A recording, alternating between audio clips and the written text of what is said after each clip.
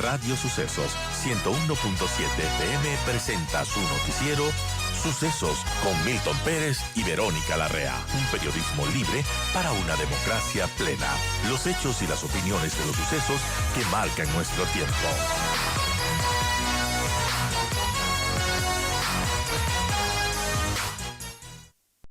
Y bueno, volvemos al tema de campaña de este 9 de febrero del 2025, en el que los ecuatorianos vamos a volver a las urnas para elegir nuevamente a un presidente, esta vez por 4 años, que será pues el destino de nuestro país entre 2025 y 2029. Pero a pocas semanas de este proceso electoral todavía no hay nada claro, no hay un claro favorito que pueda conquistar la presidencia. Sí, se menciona el actual presidente y la candidata del correísmo, Luisa González, pero la indecisión igualmente se mantiene en niveles históricos.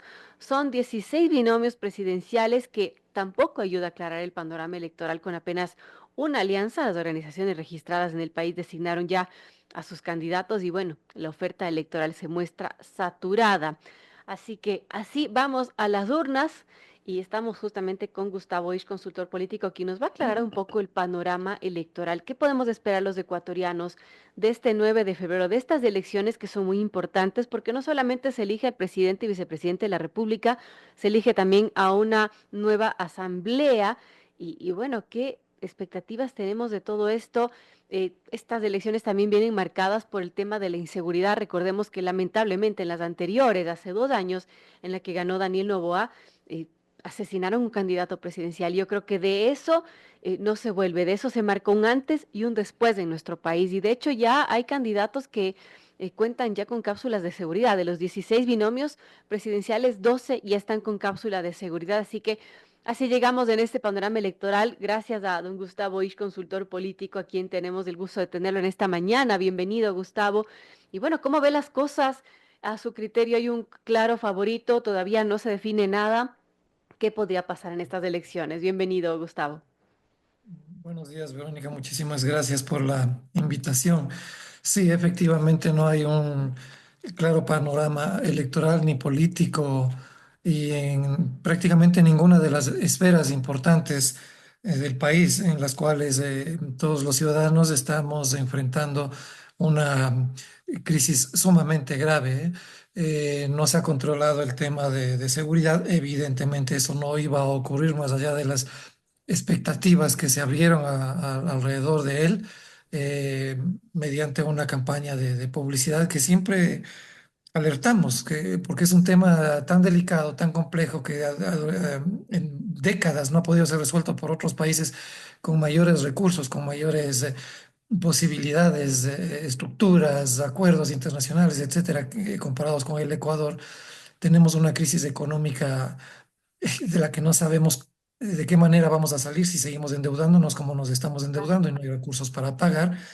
Eh, hay una, hay una crisis política producto de la pérdida de credibilidad en la institucionalidad del Estado, en los partidos políticos. Eh, Estas elecciones con esa cantidad de binomios además, no han podido evitar de alguna manera una competencia implícitamente desleal por parte del actual candidato a presidente que ha estado en campaña desde el 2023. En definitiva, el panorama es sumamente complejo. Es muy difícil anticipar, por tanto, qué es lo que puede ocurrir, cómo se van a resolver estas temáticas, porque medidas sobre estos temas han sido muy erráticas, muy equivocadas, muy cuestionadas por amplios sectores de la ciudadanía. Ahora, Gustavo, usted menciona que el presidente está, bueno, haciéndole desventaja a los otros porque, claro, es presidente candidato, pero también, por el otro lado, tiene su desgaste natural de su mandato, ¿no? Y con todas las crisis de encima, también tiene ese problema que se va desgastando su imagen. Sí, por supuesto. Hay data muy importante elaborada por investigaciones que no se dedican solamente a preguntarle con papeletas simuladas a la ciudadanía si las elecciones fueran el día de hoy, por quién, por cuáles de los que están en la foto emitiría su voto. Eso es antitécnico e incluso diría yo antiético, porque no se pueden hacer ese tipo de preguntas, ese tipo de investigaciones, encuestas, faltando 6, 7 meses para que se realicen realmente las elecciones y saber cómo va a estar integrada la papeleta. En Claro. estos estudios de opinión pública hay datos sumamente importantes, es decir, la percepción de la gente sobre lo que está ocurriendo es negativa. No hay optimismo, pues, prácticamente el 67% de los ecuatorianos creen que el Ecuador no va por el camino correcto. Eh, Evidentemente los problemas que más le preocupan a la ciudadanía son la delincuencia, los apagones y la falta de empleo. Pero si uno complementa las investigaciones, los estudios de opinión con varias herramientas, con varios métodos, entre ellos la escucha social, por ejemplo, vamos a mirar cómo el diálogo en redes sociales, es decir, en el día a día de los ecuatorianos, no solamente privilegia estos tres primeros espacios, sino que también se habla muchísimo y existe una gran preocupación sobre la falta de garantías de un sistema alrededor de la calidad de las obras públicas en el Ecuador. Hay un 76% de ecuatorianos que creen que es indispensable, necesaria, aumentar la calidad de las obras públicas en el Ecuador. Hemos visto que en sectores estratégicos del país, esas garantías prácticamente no existen. Si es que sí existen, están en el papel y no se aplican. Sectores como la extracción minera, como hidrocarburos, como telecomunicaciones, como la vialidad, por solo mencionar algunos, siempre han sido objeto de rapiña prácticamente por parte de grupos específicos que han sido denunciados desde hace muchos años, y las obras que en muchos casos se entregan son sumamente frágiles, tienen un corto periodo de duración, y no hay garantías de que el buen estado de esas obras se cumplan. Luego vienen los juicios y luego vienen las demandas. Acaba de ocurrir un caso sumamente grave que debería ser aleccionador para todo el Ecuador, lo ocurrido con la empresa japonesa Furukawa. Fukuyama. Sí, porque aquí, ¿qué es lo que tenemos? Es decir, tampoco hay un sistema que garantice la calidad de las inversiones, sean públicas o privadas, nacionales o extranjeras, aquí en el país. Y ese diálogo está muy presente en las redes sociales. Prácticamente el 80,9%, casi el 90% de la ciudadanía opina que es necesario que se implemente un mecanismo que proteja al Ecuador de esas inversiones. O sea, hay que estar vigilantes para que no ocurra lo que muchos pueden haberse olvidado o pasaba desapercibido, porque es un proceso que empezó judicialmente en el 2019, pero realmente son más de 5 décadas de que la empresa Fukuyama Furukawa. con un proceso, perdón, un proceso de trabajo absolutamente negativo, ¿no? En estos términos que acabo de señalar.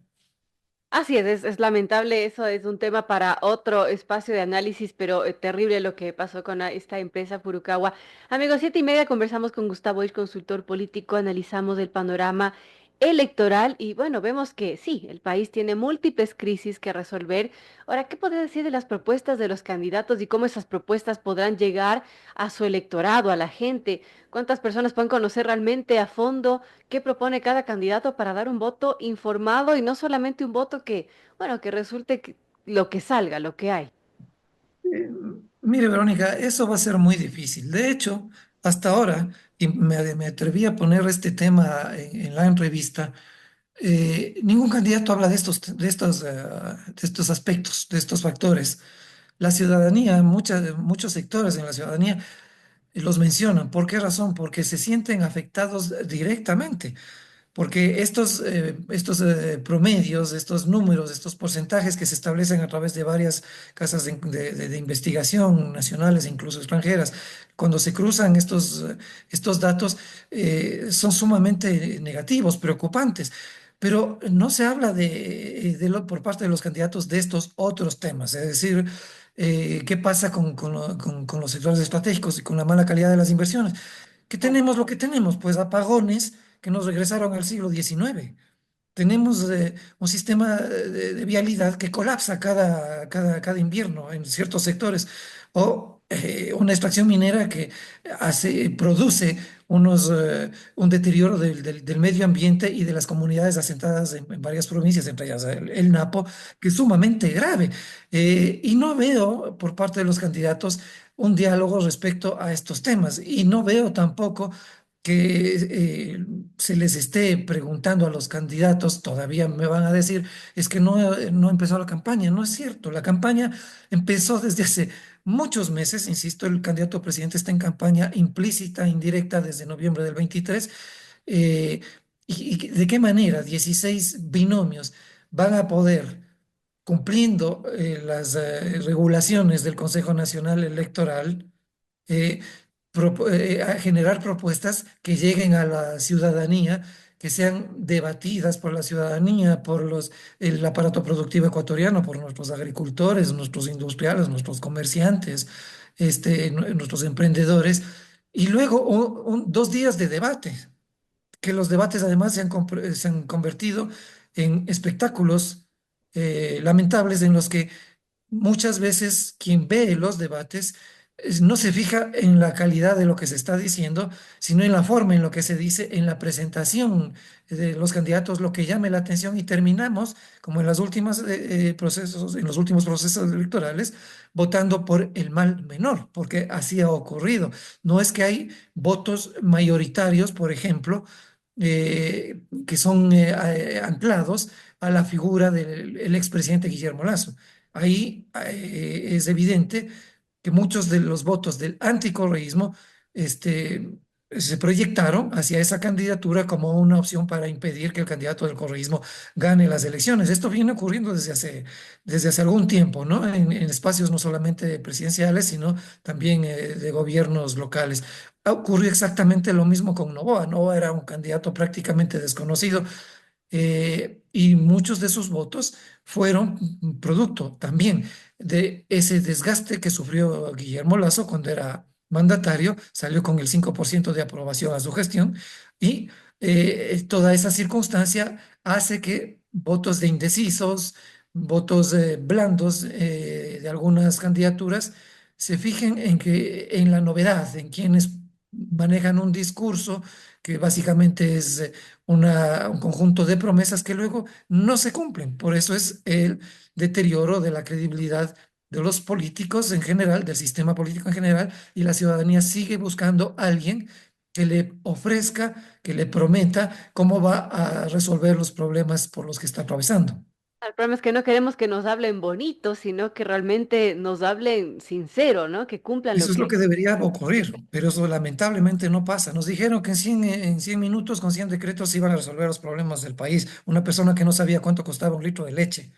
Nos dijeron que no van a subir los impuestos, subieron el IVA. Nos dijeron que van a generar empleo. Los índices de empleo inadecuado, que es un eufemismo realmente, porque lo que ocurre es que no hay empleo, que casi el 65% de los ecuatorianos no tienen empleo fijo. Eso no se ha cumplido. No se han cumplido una serie de promesas, porque lo importante, al parecer, es ganar las elecciones, llegar a la presidencia, y luego, como insisto y vuelvo y repito, feriarse el país, feriarse los recursos, que son miles, cientos de miles de millones de dólares de los recursos en los sectores estratégicos del Ecuador. Porque eso es lo que termina pasando. Y lamentablemente ese es, de alguna manera, el escenario al cual nos vamos a enfrentar, y muy difícilmente eso va a cambiar. Tenemos prácticamente dos candidaturas que son las mejor posicionadas frente a los vagones de las otras candidaturas, en las que yo veo muy difícil que en el tiempo que queda emerja algún binomio que pueda realmente tener posibilidades de pasar a una segunda vuelta, derrotando en primera a uno de los dos que ya están fuertemente posicionados.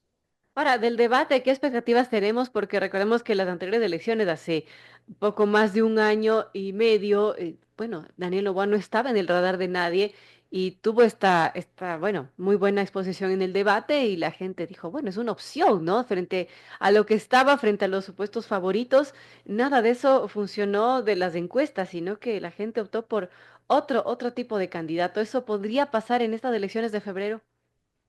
Siempre puede pasar bajo la condición de que la ciudadanía no esté debidamente informada y puede informarse mucho mejor de las propuestas de los candidatos si es que existe, por ejemplo, una apertura de parte de los medios de comunicación que sea absolutamente equitativa en el tratamiento de las propuestas de todos los candidatos, independientemente del show y del circo que puede y generalmente se produce en los debates, que llama mucho la atención de ciudadanos que no están debidamente eh, preparados para juzgar la posibilidad de que esas propuestas, de que esas ofertas, de que esas promesas puedan o no cumplirse. Se necesita que los gremios de comerciantes, de industriales, de los emprendedores que se giran alrededor de las cooperativas, tengan la capacidad y la apertura para abrir ese espacio de diálogo con los ciudadanos para promover una campaña. Ellos no van a ser candidatos, pero tienen que promover una campaña de información, de hablarle con la verdad a los ciudadanos, porque no se les está hablando con la verdad por parte de la gran mayoría de candidatos. Y el tema de las encuestas siempre ha sido algo que debe mirarse con mucha cautela.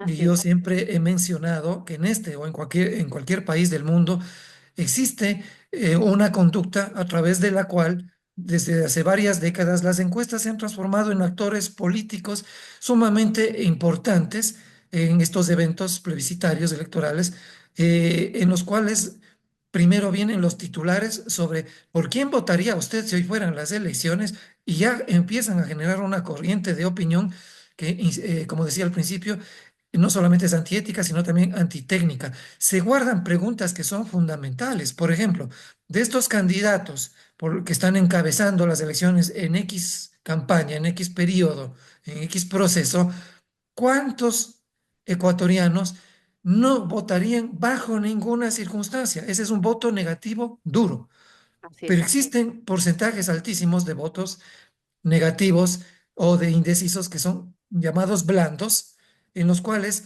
la decisión inicial de los electores puede cambiar radicalmente y beneficiar a otro dependiendo de las condiciones en las que se desarrolle la campaña electoral. Esos datos nunca se mencionan en estas encuestas, eso es muy curioso. Luego tenemos el famoso porcentaje de más menos probabilidad, ¿no es cierto? De riesgo o de error. Bajo ese promedio hay un paraguas en los que se curan en salud muchas encuestadoras que luego pueden soportar la granizada de sus equivocaciones, de sus pronósticos, porque las encuestas normales no son predictivas, Verónica. Las encuestas solo reflejan si es que hacen además, se hacen de manera transparente, técnicamente bien hechas, la radiografía de lo que un país piensa, percibe respecto a un tema, y lo cual puede cambiar en cuestión de horas, en cuestión de días. De manera que lo que tienen que hacerse son investigaciones, estudios de opinión que realicen, sí, encuestas, pero también otras metodologías complementarias para entender no solamente cuántos piensan algo alrededor de un tema, sino por qué razones piensan lo que piensan, por qué perciben las cosas de ese modo, qué es realmente lo que quisieran que ocurra y quiénes pueden, como candidatos o como políticos, complementar de alguna manera, identificarse con esos perfiles para generar una decisión debidamente informada y contrastada a través de los comicios, ¿no? Es decir, las de las votaciones. Hay que tener mucho cuidado con lo que las encuestadoras señalan. Hay que ver si esas encuestadoras están trabajando para algún candidato, Así es. Bueno, entre otras razones. Luego venía en el tema del voto vergonzante, ¿no? Recordará el país. Y el voto vergonzante o los outsiders. O sea, con esos tres elementos que acabo de mencionar, las corrientes de opinión impulsadas por encuestadoras que, insisto, guardan la información muy importante que debería ser también publicada, que debería ser conocida por los ecuatorianos, se generan estas corrientes de opinión y los ecuatorianos terminan votando por el mal menor, por la novedad. El país vive buscando a alguien distinto. Por eso votaron por Rafael Correa. También era un político que no tenía ni el 4% de conocimiento entre los electores y termina ganando la elección. Por eso se votó por Jaime Roldós en vez de votar por Sixto Durán Ballén. Por eso se votó por Abdalá Bucaram. Se votó por Lucio Gutiérrez. Es decir, esto de que la gente está buscando políticos nuevos que salgan de las jorgas, de las pandillas de San Borondón o de cualquier otro lugar que están dominando el país y realmente devastando los recursos del país y las posibilidades de futuro de la enorme mayoría de los ecuatorianos, siempre han estado en el ojo de la mayoría de ciudadanos, de los electores. Y encima, aparte de ello, tenemos un Consejo Nacional Electoral que no tiene la confianza permanente ni mayoritaria de los ciudadanos. Personajes que son electos en medio de apagones, candidatos que Ya están es un tema en aparte, segunda pero no vuelta y deja de de ser la noche a la mañana preocupante. dejan de estar en segunda vuelta. Eso es Así muy que, raro, Gustavo, ¿no? bueno, tenemos mucho, mucho por hablar. Sin duda vamos a seguir conversando sobre este panorama electoral porque todavía faltan varias semanas. Así que quiero agradecerle a mi querido Gustavo Isch, consultor político, por estar con nosotros. Se nos fue el tiempo, lamentablemente, pero gracias, Gustavo, por estar con nosotros. Muchísimas gracias a ustedes por la invitación y por la atención que han brindado a esta entrevista.